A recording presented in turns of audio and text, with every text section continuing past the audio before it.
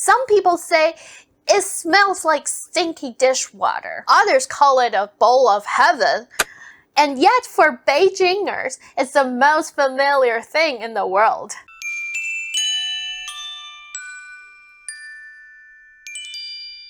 Hi there, Ziola here. Welcome back to my channel. In the past few episodes, we've been talking about the stories I have grown up hearing. The strange stories and beautiful tales from douzhi. But today, we're taking a little break from ghosts and legends. I wanted to share something from real life, something from my own childhood.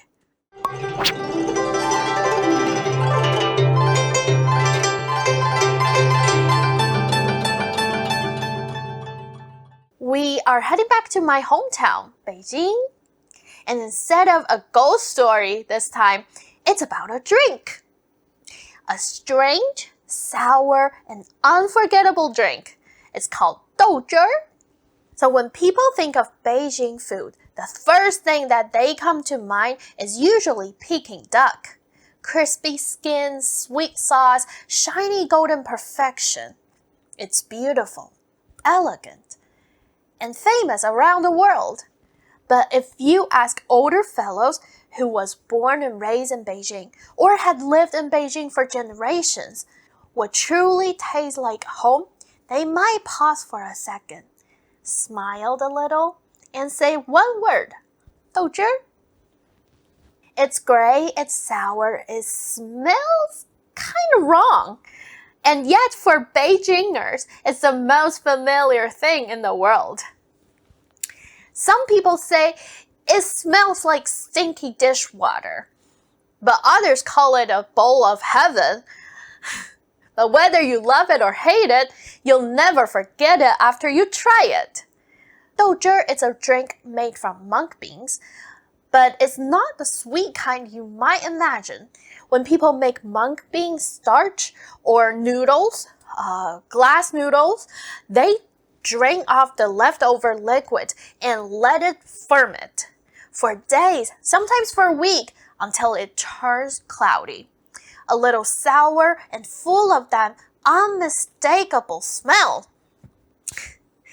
Then it's boiled and served hot, usually with the side of pickled vegetable and a crispy fried ring called jiao. It's not fancy, and honestly, it's not pretty either. But douzhi has been part of Beijing's breakfast culture for hundreds of years. Back in the old days, this was what ordinary people drank in the morning. Cheap, filling, and kind of comforting its own weird way. The rich might thought it looked humble, but for the poor, it was warm. It's survival. People say douzhi has been around since Song Dynasty, almost 1,000 years ago. And by the time of Emperor Qianlong in 1700s, it had already made its way into the royal kitchen. Imagine that, something made from leftovers turning into something fit for an emperor. There's actually a record from Qing Dynasty that mentions douzhi. It basically says something like, hey, check out this new drink called douzhi. Make sure it's clean, and if it is, hire a few people to make it for the emperor. Can you imagine that? A drink that started off as a leftover from making mung bean starch, ending up being served in the golden bowls inside the Forbidden City. They say the emperor himself drank it to cleanse his palate after those huge royal feasts full of meat and wine. So yeah, it's strange, sour, slightly funky drink. Went from street corner stalls to the emperor's table. And somehow, it never lost its humble soul. To many Beijingers, douzhi isn't just a drink. It's a feeling, a memory, a quiet thread that ties the past to the present together. There's this writer named Lin Haiyin. She grew up in old Beijing, but later moved to Taiwan. If you have ever heard of the City South Memory or 城南记事. That's her book. It's one of the most beautiful portraits of old Beijing life, full of warmth, nostalgia, and tiny everyday details. Decades later, when she finally returns to Beijing, people ask her what she wanted to do first. She didn't ask for fancy food or grand receptions. She just wanted a bowl of douzhi. And when she finally got it, she drank 6 bowls in a row.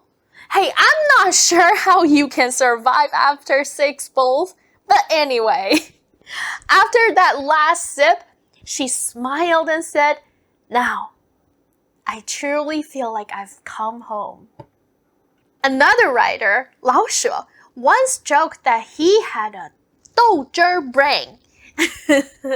If you don't know who he is, he's one of Beijing's most beloved writer, the guy who wrote Tea House and Rickshaw's Boy, stories that really captures the heart of Beijing. Lao She used to say that if you want to understand Beijing or understand him, you've got to start with douzhi. For people like him, that sour gray drink wasn't really about flavor. It's about belonging. It was the taste of childhood mornings, of parents whispering in kitchen, and a bowl that warms both your hand and your heart. My grandma once told me that douzhi has 3 stages. Your first sip, strange, maybe even awful. Your second sip is kind of interesting. And your third sip, it's surprisingly comforting. It's a taste of patience and honestly, a little lesson in acceptance. To outsiders, it's just sour and weird.